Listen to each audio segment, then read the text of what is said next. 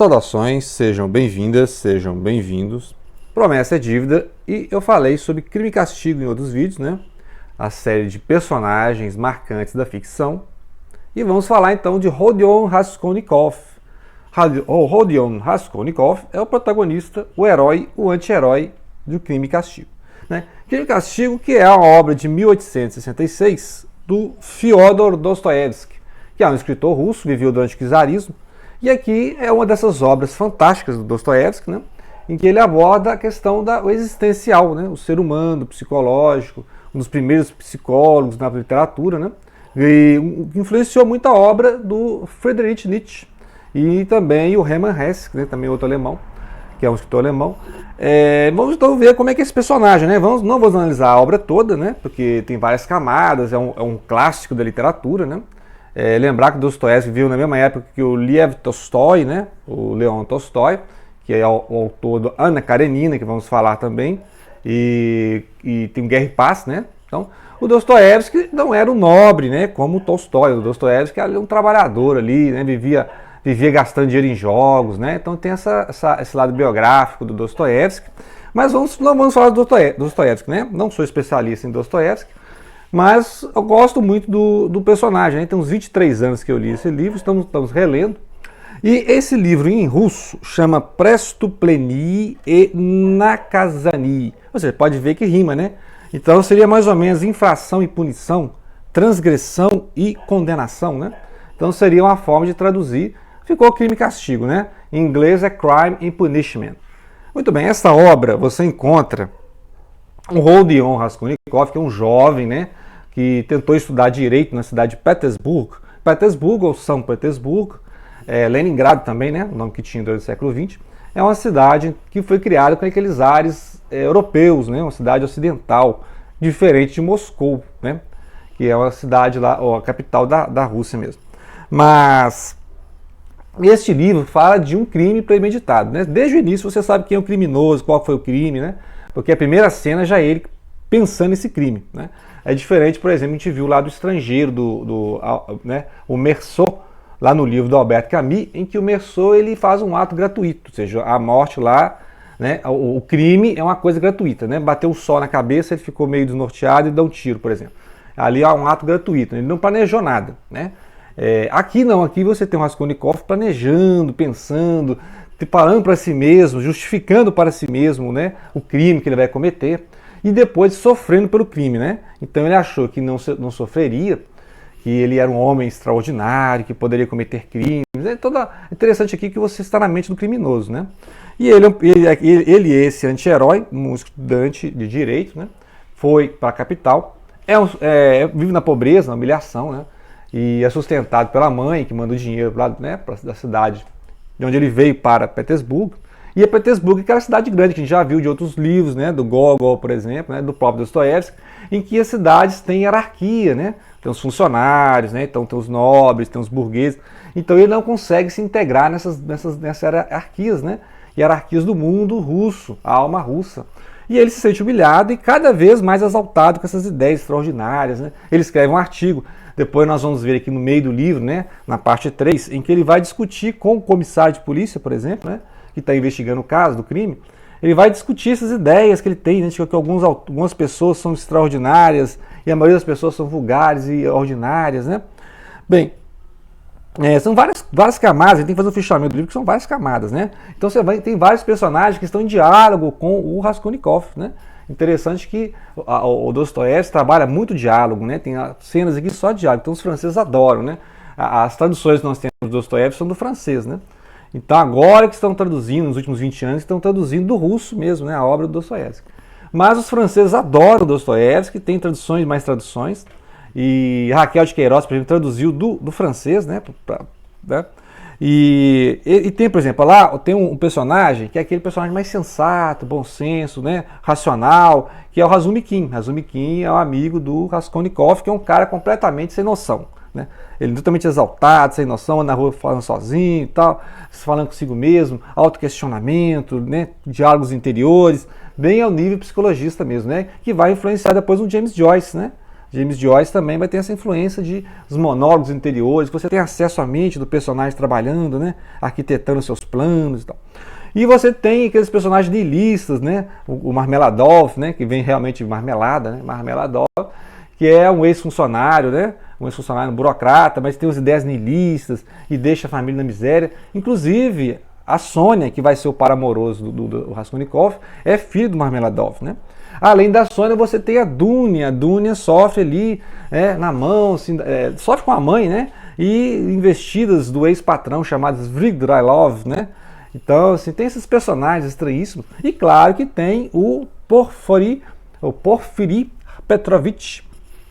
O Porfiri Petrovich vai ser o homem que vai fazer o papel do Sherlock Holmes aqui, né? E vai investigar o crime. Só que nós, que somos leitores, já sabemos quem cometeu o crime, né? Então, é um romance policial, mas você já sabe que é um criminoso, qual foi o crime e tal. Aqui você vai tentar entender também a mente do comissário, né? O inspetor, né, de polícia que vai investigar esse crime, e inclusive o Raskolnikov é suspeito, né? E aí tem a cena lá social, assim, um chá em família, que aí chega nessa casa lá o Raskolnikov, os amigos dele, começam a discutir até em termos jurídicos, né? Porque são estudantes de direito, por exemplo, o Razumikin continua estudando direito, né? O Raskolnikov teve que parar de estudar por questões financeiras, mas o amigo dele e as pessoas que estão lá conhecem direito, né? O comissário de polícia está lá, então eles estão discutindo artigos filosóficos, jurídicos, né? Sobre o crime, quem terá cometido esse crime, será que quem é extraordinário está acima da lei? Será que Napoleão é um homem que está acima da lei? Será que Maomé é um homem que está acima da lei? E vai discutir essas pessoas extraordinárias como se a história fosse feita pelas pessoas extraordinárias, né?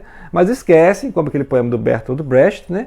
Que existem aquelas pessoas que constroem a história, né? Por exemplo, Alexandre o Grande conquistou a Ásia, mas ele foi sozinho, ele não levou nem um escudeiro, né? Quem construiu a Teba de 7 portas, né? Ou seja, então a questão do grande homem, mas o grande homem tem servos, né? Alguém vai lá carregar as armas, alguém vai lavar a roupa suja de César, né? Ou seja, não é César que conquistou a Gália sozinho, foi lá e conquistou a Gália, não, tinha um exército. Quem que sustentava esse exército? Quem que pagava esses soldados, né? Então, a gente tem a ideia da história como se fossem homens extraordinários que fizessem essa história, mas quem que eles estão governando, né? E aí o Raskolnikov fala mesmo de que mas os homens extraordinários podem condenar multidões, tropas à morte, né? Igual as guerras napoleônicas, que milhares morreram, e Napoleão continuava suas guerras, ele não estava indiferente, né? Então é um jovem estudante com essas ideias assim, mirabolantes, né? Ideias assim do mais forte, inclusive na época o Darwin, né? Tava em moda, né? O darwinismo, essa questão da sobrevivência do mais forte, adaptação do mais forte, né? Leis da evolução. Então o pessoal mal digeria, né? Mal digeria essas ideias. E aqui o Dostoiévski gosta muito de discutir filosofia. Tanto é que uma ideia que se tem para a leitura do Dostoiévski é considerar essas várias perspectivas dos personagens, né? Inclusive o Bakhtin trabalha a questão de polifonia, que é uma questão de ideologismo, ou seja, vários personagens em diálogo, né, estão defendendo pontos de vista diferentes, e aí você fica ali, qual é o ponto de vista que é o do autor, né? É claro que a gente sabe que o Dostoiévski depois se converteu novamente à igreja ortodoxa, né? De início ele era meio socialista, né? Inclusive no livro Os Possessos, né, que tem tradução também Os Demônios, né, que ele conta os bastidores ali dos movimentos socialistas, né, que depois tomarão poder no século XX. E os irmãos Karamazov, ele vai falar da família, ali na família você tem o tradicional, você tem o niilista, você tem o cético, né, o ateu, você tem o irmão que é um religioso, né? Então o Dostoiévski gosta muito de fazer diálogos e colocar os vários personagens discutindo esses pontos de vista. Um é mais ocidental, o outro é mais asiático, o outro é mais cético, o outro é mais religioso, né? Então, essas cenas são interessantíssimas, né? E aqui na parte 1 você já tem o Raskolnikov pensando o crime, né, e cometendo o crime. E depois sofrendo, né, porque ele sofre a culpa. Então ele achou que não teria culpa nenhuma e ele fica ainda mais humilhado com ele mesmo, porque ele tem um ideal de eu, né, ele tem aquele ideal de que ele é extraordinário. E ele fica mais... Aí você não sabe se ele está mais humilhado por sentir essa culpa, ou saber que sentiu a culpa porque ele achou que não sentiria, né? Então é porque ele cometeu o crime ou porque ele achou que não sentiria nada por cometer o crime, né? Então fica esse negócio o ideal do eu, né? A culpa vem de você não conseguir se equilibrar com esse ideal, alcançar esse ideal do eu, ou o que as pessoas da sociedade esperam de você, né? A sociedade tem uma ideia de cidadão perfeito, né? Cidadão ideal, e você não consegue alcançar esse ideal. aí você sente culpa.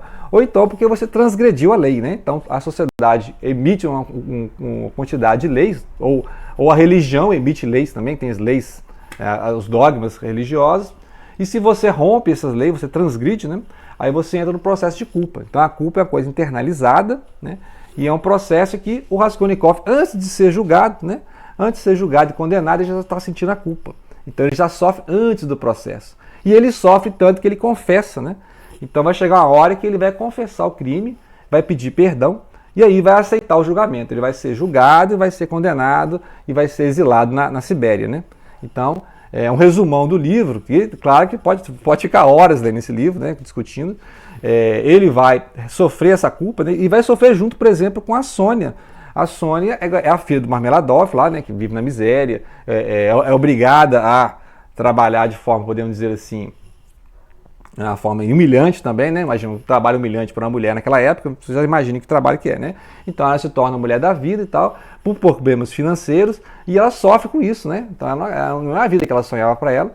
E aí o Raskolnikov vai ser tomado assim, de compaixão e amor para a moça, né? E aí vai ser o casal do romance, o Raskolnikov e a Sônia Marmeladova, né? Então ele é o casal do romance. E tem um casal complicado lá, né? Que é, por exemplo, a Dunya e o Svidrigailov, né? É o patrão da Dunya. E vai ter esses casais, né? Complicados na história. Os personagens mais bizarros, que esses personagens do Dostoiévski são muito passionais, né? A alma russa, assim, muito passional, né? Então fica aí a dica do Raskolnikov. Não falei de todos os aspectos do livro, porque é muita coisa, né? Fiz um fichamento aqui, podemos depois fazer uma análise, por exemplo, do enredo, o que acontece no enredo, né? Os aspectos históricos, que tem muita história aqui na obra, né? Mas aqui eu peguei basicamente nesse fichamento a personalidade complicada, cindida, fragmentada, né? Autoquestionadora do Rodion Raskolnikov, ok? Então, grato pela atenção, mandem as suas listas de personagens marcantes e não deixem de compartilhar.